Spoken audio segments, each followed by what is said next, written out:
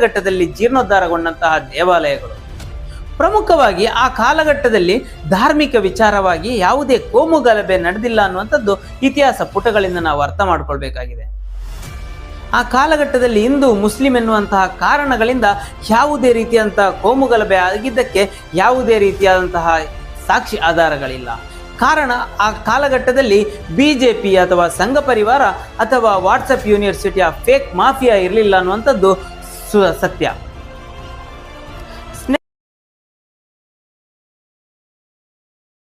ಕಾಲಘಟ್ಟದಲ್ಲಿ ಜೀರ್ಣೋದ್ಧಾರಗೊಂಡಂತಹ ದೇವಾಲಯಗಳು.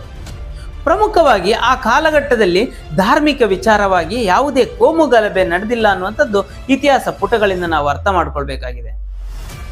ಆ ಕಾಲಘಟ್ಟದಲ್ಲಿ ಹಿಂದೂ ಮುಸ್ಲಿಂ ಎನ್ನುವಂತಹ ಕಾರಣಗಳಿಂದ ಯಾವುದೇ ರೀತಿಯಾದಂತಹ ಕೋಮು ಗಲಭೆ ಆಗಿದ್ದಕ್ಕೆ ಯಾವುದೇ ರೀತಿಯಾದಂತಹ ಸಾಕ್ಷಿ ಆಧಾರಗಳಿಲ್ಲ.